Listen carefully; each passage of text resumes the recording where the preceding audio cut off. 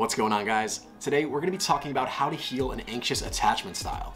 This is a little bit outside of the scope of what we usually talk about. Normally we're focusing on just anxiety, panic attacks, and other mental health issues. This is taking a little bit of a closer look at your relationship style and how you interact with not just your romantic relationships, but also your interpersonal relationships. How you deal with your friends, how you deal with your family members. Because if you have an anxious attachment style, this is going to cause some issues, some rifts in long-term relationships that we want to heal.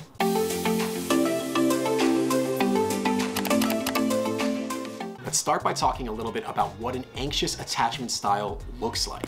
Anxious attachment styles often stem from childhood. This can be based on the relationship you have with your primary caregiver. Maybe they're just not quite there as much as they should be, not giving you the attention you need. Maybe you have some abandonment issues from your past, and this is going to lead to feelings of fear and worry, a negative self-view, but a positive view of others. So oftentimes people with an anxious attachment style tend to put their partners or their crushes or someone else that they have a relationship with on a pedestal. They think that this person's great and they're not good enough for that person that they care for. They desire emotional intimacy, but they fear that they will be hurt. They may feel unworthy of love and constantly seek attention and approval. Now, obviously, in the long run, people who are feeling this way with this anxious attachment style, it's gonna hurt. It's gonna be hard to live with that kind of mindset in your relationship. So we want to move you a little bit more towards a secure attachment style. So here we've got a little chart I made for you guys. We have the attachment styles in adults, and ideally you want to be in that top left, the secure attachment style. But a lot of us don't fall there. Don't feel bad. I'm honestly more toward the bottom left, which is not ideal. I'm more dismissive, avoidant. It's something I'm working on. I think a lot of you guys, if you clicked on this video, are probably either in that top right box or you have a partner that is the anxious, preoccupied style.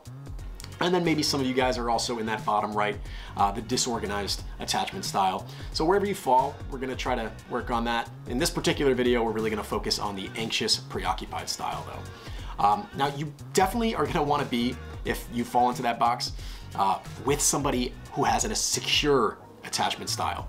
You want to be with somebody who has feelings of comfort and trust, a positive self-view and a positive view of others, someone who's comfortable with closeness, emotional involvement, and being dependent upon while depending on others.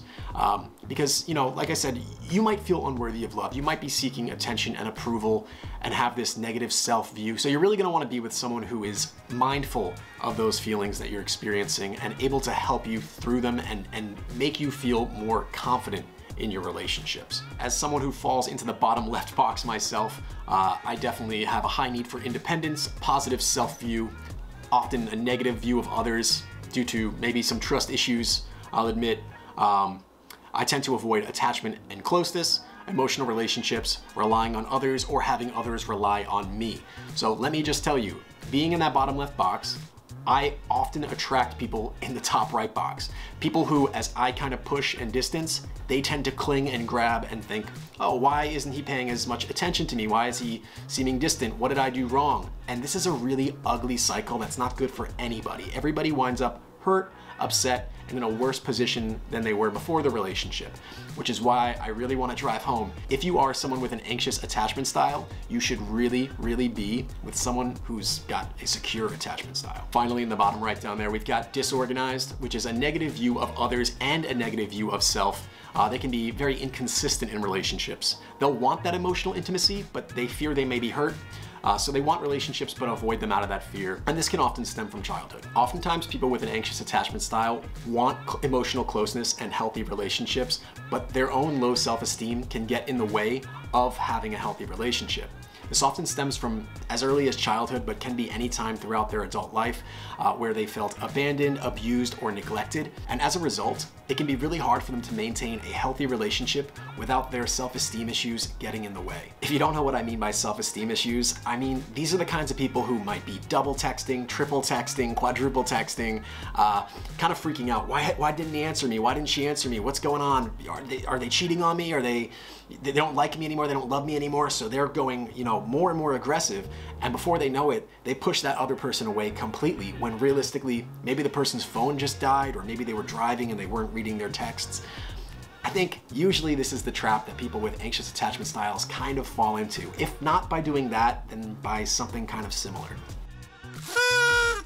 The first step to overcoming an anxious attachment style is to apply a little bit of introspection here. Take a moment to think back about your previous relationships. This can be romantic relationships, family relationships, and even friendships. Think about the times where you felt hurt, abandoned, or uncared for.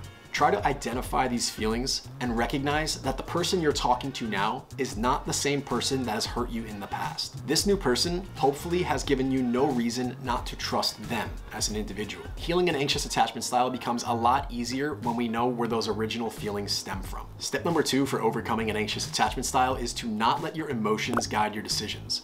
So earlier we talked about that individual who's texting their crush or their partner, quadruple texting them. Why aren't they answering me? What's going on? Who are you with? As funny as that sounds, a lot of people do this. Take a moment and override those emotions, that fear and that insecurity you're feeling. Just override it with logic.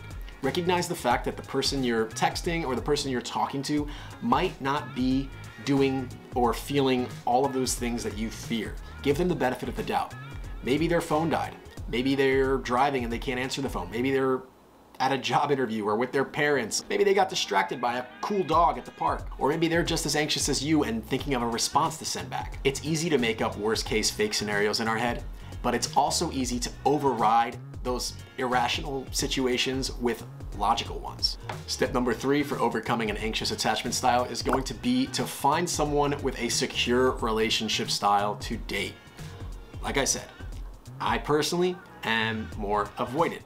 I like my space. When people get too close, like overbearingly, if you're quadruple texting me, I promise I'm gonna ghost. I'm gonna distance myself. And listen, that's not perfect for me either.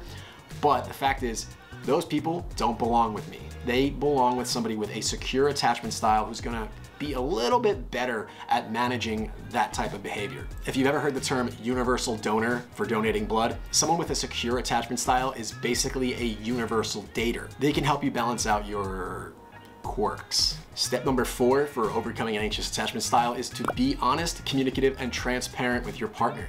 So you know how your brain works. Obviously, you have some insight into the fact that you have an anxious attachment style, or you probably wouldn't be watching this video, but your partner may not know that. They may not understand the way you think and what you need.